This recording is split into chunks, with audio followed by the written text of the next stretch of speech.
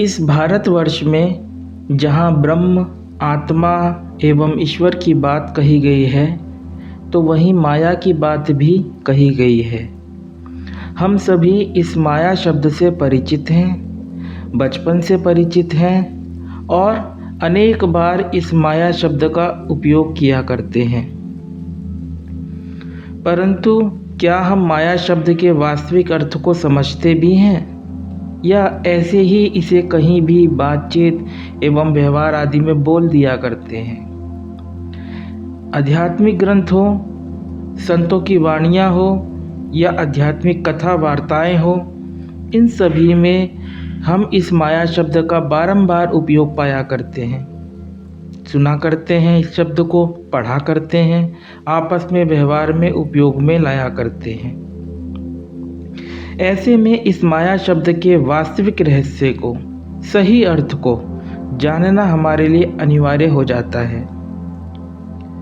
आज की इस चर्चा में हम इस माया तत्व की चर्चा करना चाहेंगे और इसके लिए सर्वमान्य गौरव ग्रंथ श्रीमद् भगवद गीता के कुछ श्लोकों को विचार में लेंगे, ताकि माया शब्द की तात्विक विवेचना प्रस्तुत हो सके। यह पूरी चर्चा एक जिज्ञासु द्वारा हमसे पूछे गए एक प्रश्न का समाधान भी होगी। प्रश्न इस प्रकार से है: गुरुजी प्रणाम, माया क्या है? क्या यह भगवान की शक्ति है? क्या हम इससे मुक्त हो सकते हैं इस जीवन में? श्रीमद् भगवद गीता के अनुसार माया से कैसे मुक्त हो सकते हैं? जो हो नहीं परंतु फिर भी उसके होने का भ्रम हो, उस भ्रम का नाम माया है। जिसको भी हम है कहकर संबोधित करते हैं या कर सकते हैं, वह वस्तुतः है नहीं, परंतु फिर भी है जैसा भाषा करता है। इस भाषने का नाम माया है। आप जिसको भी कहेंगे कि यह या वह है, तो उसके होने के लिए एक देश, एक काल भी कल्पित करेंगे, क्योंकि बिना देश एवं काल के वह हो नहीं सकता जिसको कि आप है कहकर संबोधित कर सकते हैं। आपने कुछ बोला नहीं कि देश काल सहित माया आ गई। अब आप देखिए कि दिन भर हम क्या कर रहे हैं। जैसे कि हम कहते हैं सुबह है, बाथरूम में कोई गया हुआ है। इस वचन में 3 है आ गए। ये 3 है किस प्रकार से है? सुबह है बोलकर हमने एक सुबह की सत्ता बनाई, सुबह है। बाथरूम बोलकर हमने एक बाथरूम की सत्ता बनाई, बाथरूम है। कोई गया हुआ है बोलकर हमने स्वयं से भिन्न किसी अन्य व्यक्ति की सत्ता बनाई कि कोई व्यक्ति है जो कि बाथरूम गया हुआ है। ये 3 है बनाते हुए हमने स्वयं की भी एक वैयक्तिक सत्ता बनाई, और इन सब सत्ताओं का होना एक देश काल में कल्पित किया। जैसे पर्दे पर फिल्म प्रसारित होते ही पर्दा छुप जाता है, वैसे ही अस्तित्व जो कि वस्तुतः है वह छुपकर सुबह है, बाथरूम है, कोई व्यक्ति है, मैं भी हूँ, ऐसा भासने लगा। ऐसा भासने का नाम माया है। गीता के अध्याय 2 के श्लोक 16 में श्री कृष्ण कहते हैं, ना सतो विद्यते भावो ना भावो विद्यते सतः उभयोरपि दृष्टो अंतः त्वन्योस्तत्वदर्शिभिः। अर्थात असत का तो अस्तित्व नहीं है और सत्य का कभी अभाव नहीं है। इस प्रकार इन दोनों का ही तत्वदर्शी ज्ञानी पुरुषों के द्वारा देखा गया है।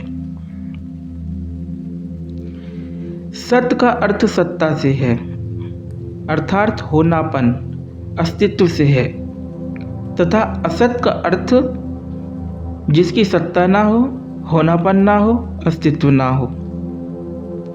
श्री कृष्ण कहते सत्य का कभी अभाव नहीं है, अर्थात उसका ना होना संभव नहीं है। ऐसे में जरा विचार करें कि जो भी कुछ हम जाना करते हैं, जान सकते हैं, उन सब का अभाव अर्थात ना होना घटित होता है कि नहीं होता है? बिल्कुल होता है।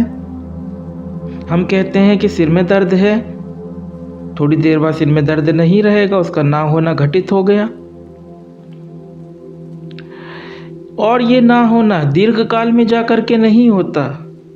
वास्तविकता तो यह है कि ये ना होना तत्क्षण हो रहा होता है। उदाहरण के तौर पर देखिए, जैसे कि आपकी आंखें खुली हैं और आपका विचार कहता है कि सामने दीवार है। दीवार एक भौतिक विषय वस्तु जिसका नाम दीवार है, उसके होने की प्रतीति विचार करवाया करता है। यदि किसी भाषा रहित छोटे बच्चे को उस दीवार के सामने बिठा दिया जाए तो क्या वह कोई दीवार जानेगा? उसने भाषा नहीं सीखी है, दीवार शब्द उसके पास नहीं है, तो वह कैसे दीवार को जान सकता है? नहीं जान सकता।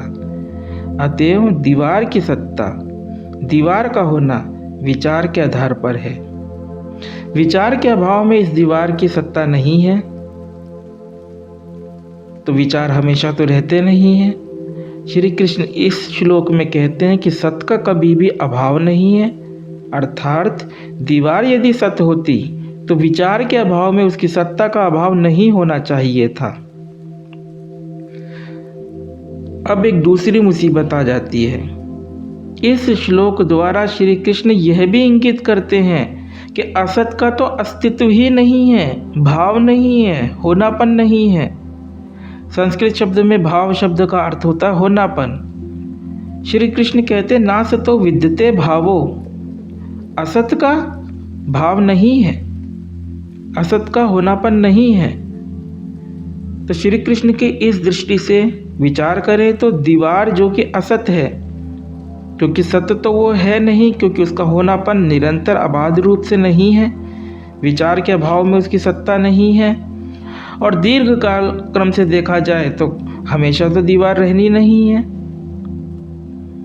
तो इस दृष्टि से दीवार जो कि असत है, उसकी सत्ता तब भी नहीं होनी चाहिए जबकि विचार मौजूद है,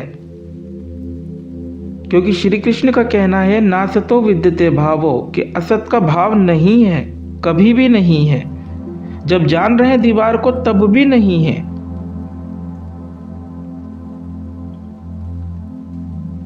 इसका सीधा साफ अर्थ यह है कि दीवार जो कि वस्तुतः नहीं है परंतु फिर भी है करके भास रही है, इसी का नाम है माया। प्रश्नकर्ता ने पूछा है कि श्रीमद् भगवद गीता के अनुसार माया से कैसे मुक्त हुए, तो इस संदर्भ में इसी श्लोक के अंत में श्री कृष्ण कहते हैं उभयोरपि दृष्टो अंतः त्वन्योस्त तत्वदर्शी भी, अर्थात इस प्रकार इन दोनों का ही तत्व, सत्य और असत का तत्व तत्वदर्शी ज्ञानी पुरुषों के द्वारा देखा गया है। तत्वदर्शी कौन? ज्ञानी कौन?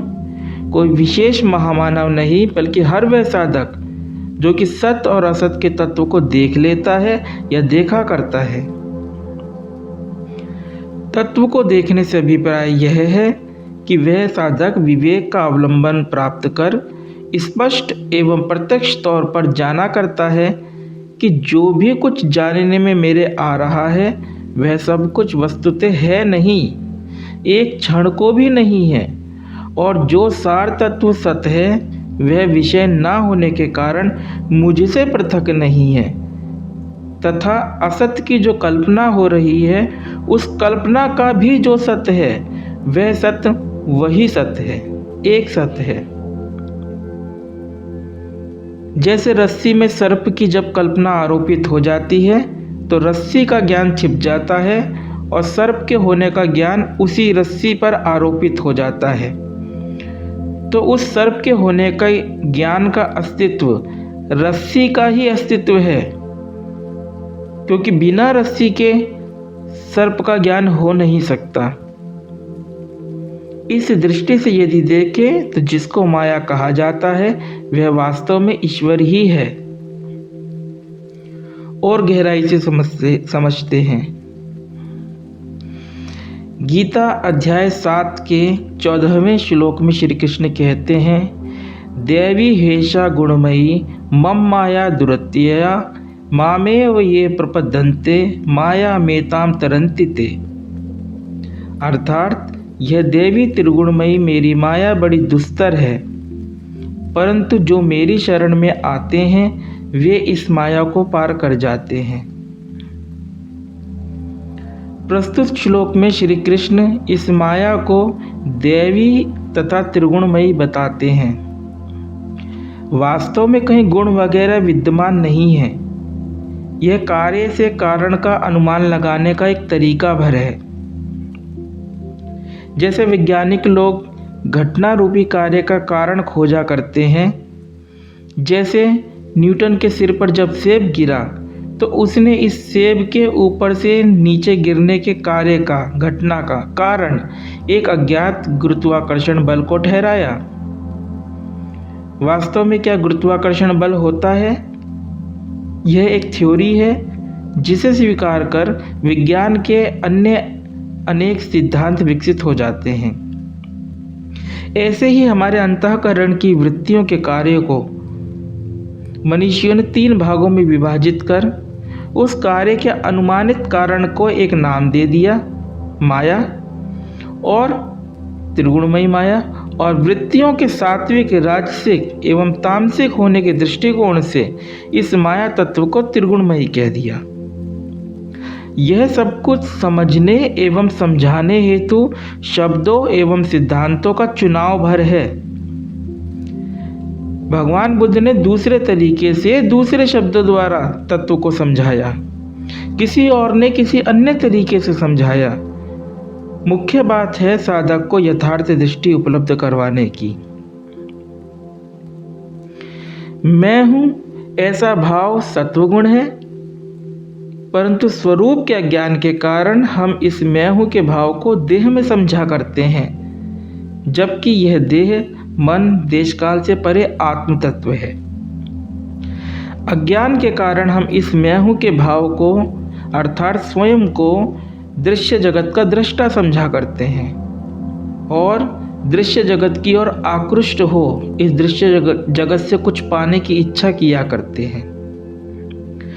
आकृष्ट होने से और इच्छा होने से, दृश्य जगत के प्रति आकृष्ट होने से और इच्छा होने से यह सत्वगुण मैं हूं का भाव सत्व न रहकर रजोगुण हो जाता है, जिससे प्रेरित हो जिस विषय को प्राप्त करने की हमें चाह है उसे पाने हेतु हम मानसिक तथा शारीरिक उद्योग किया करते हैं। विषय की प्राप्ति पर ऐसा भाव कि मैंने किया, मैंने पाया, मैंने भोगा, रजोगुण को रजोगुण न रहकर तमोगुण में बदल देता है। अर्थात हम कर्मों के कर्ता, फल के भोक्ता के रूप में स्वयं को समझने के फेर में पड़ जाते हैं। ऐसा यह चक्रीय कर्म सत्व से रजगुण, रजगुण से तमोगुण, ये चक्रीय क्रम यांत्रिक रूप से चला करता है। ये एक प्रोसेस है। इसके कारण हम स्वयं को बारंबार व्यक्ति मात्र होने के अज्ञान को प्राप्त होते रहते हैं। जैसे किसी लकड़ी के आगे कपड़ा बांध करके उसको जला करके घुमाया जाए तो घूमने से एक लगता है कि आग का एक रिंग बना हुआ है, गोल घेरा, लेकिन जैसी लकड़ी को हम थाम दें, स्थिर कर दें तो गोल घेरा नहीं दिखाई पड़ता। ठीक इसी तरीके से वृत्तियों के प्रभाव के कारण किसी व्यक्ति के होने की एक कल्पना हो जाया करती है कि कोई वैयक्तिक सत्ता है। जहाँ वृत्तियों का प्रभाव थमता है तो व्यक्तिगत सत्ता लोप हो जाती है। वास्तविक कर्म इन गुणों का कार्य व्यापार होता है, ना कि कोई व्यक्ति कर्म करता है। यह माया श्री कृष्ण के शब्दों में दुस्तर है। इसको पार करना दुस्तर है क्योंकि यह दैवी है। दैवी से अर्थ है कि हमें यही सहज लगता है। हम गुणों के इस क्रियाकलाप को और इसके कारण किसी स्वयं की व्यक्तिक सत्ता की प्रतीति को अपना स्वरूप समझने को अत्यंत श्रद्धापूर्वक स्वीकार करते हैं कि हाँ यही सच है। अपनी श्रद्धा के कारण हम श्री कृष्ण को अर्थात अपने स्वरूप को विस्मृत करते रहते हैं। हम अध्यात्म को भी कुछ हासिल करने, कुछ ज्ञानी व्यानी बन जाने के लिए चुना करते हैं। इस कारण से यह माया दुस्तर है। इस दुस्तर माया को पार करने का उपाय बताते हुए श्री कृष्ण कहते हैं, मामेव ये प्रपद्यन्ते माया मेताम तरन्ति ते। अर्थात जो मेरी शरण में आते हैं वे इस माया को पार कर जाते हैं। तो उपाय है श्री कृष्ण की शरण। अब श्री कृष्ण की शरण क्या है? इसके लिए हम गीता के 14वें अध्याय से एक श्लोक उद्धृत करेंगे, क्योंकि 14वां अध्याय गुणों के विषय में विस्तार पूर्वक चर्चा करता है। यह 14वें अध्याय का 19वां श्लोक है। श्री कृष्ण कहते हैं, नान्यम गुणेभ्यः कर्तारं यदा द्रष्टानुपश्यति गुणेभ्यश्च परम वेत्ति मद्भावं सोऽधिगच्छति। अर्थात जब दृष्टा साधक पुरुष तीनों गुणों के अतिरिक्त किसी अन्य को कर्ता नहीं देखता अर्थात नहीं समझता है और तीनों गुणों से परे मेरे तत्व को जानता है, तब वह मेरे स्वरूप को प्राप्त होता है। ये हुआ श्री कृष्ण की शरण में जाना।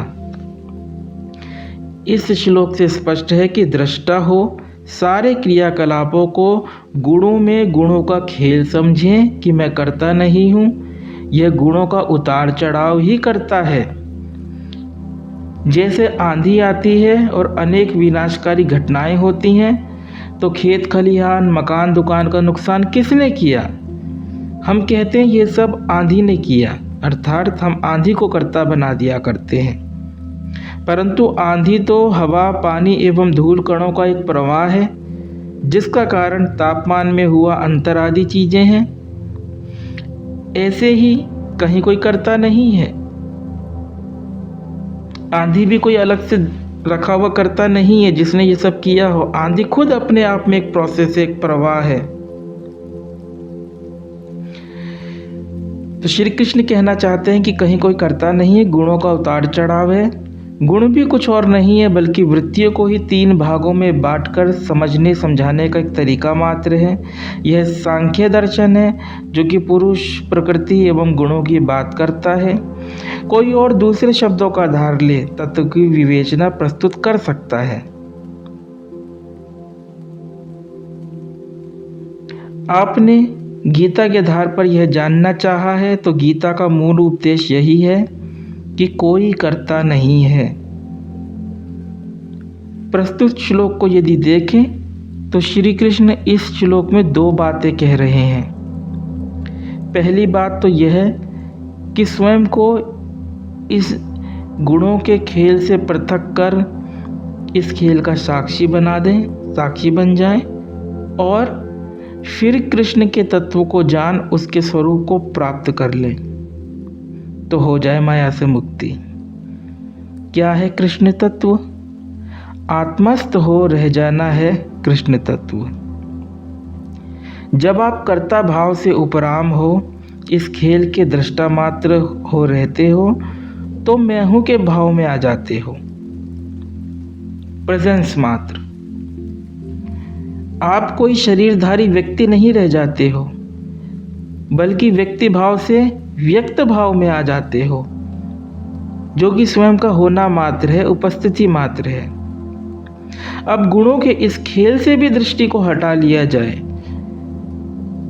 गुणों के इस खेल से दृष्टि हटा इस मैं हूं के भाव को आत्मसात करना है कि तात्विक रूप से ये मैं हूं किसी देश काल में ना होकर, किसी शरीर में ना होकर कहीं नहीं है।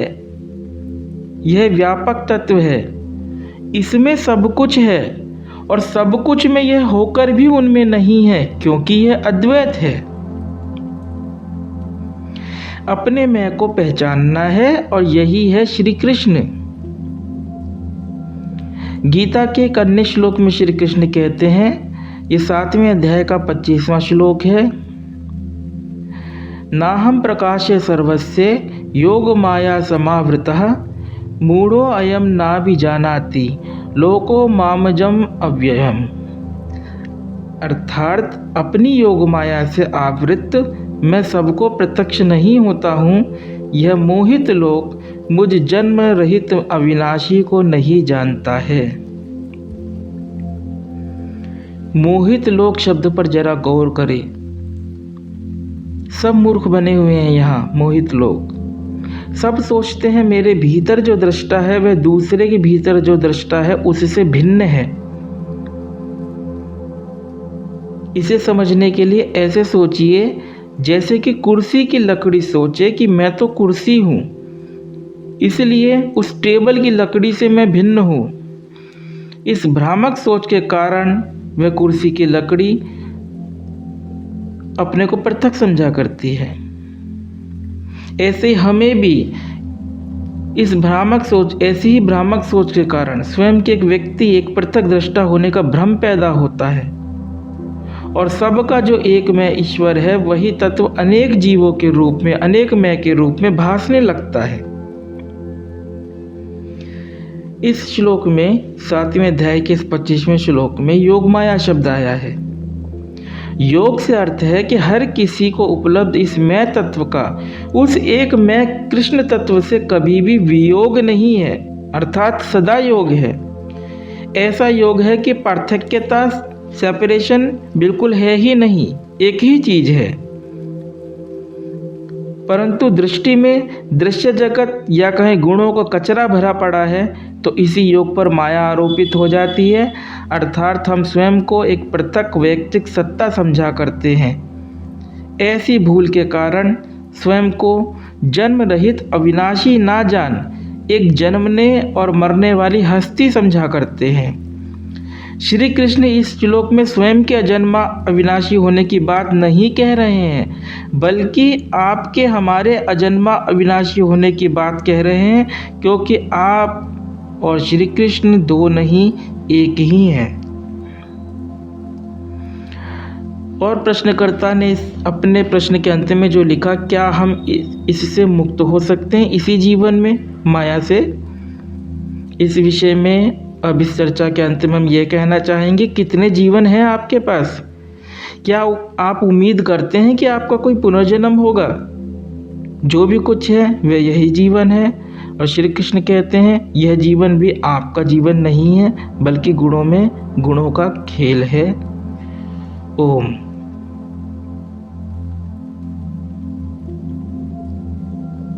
अगर आपको यह वीडियो पसंद आया है तो वीडियो को लाइक जरूर करें और चैनल को सब्सक्राइब कर इस ज्ञान के प्रवाह में अपनी श्रद्धांजलि अर्पित करें।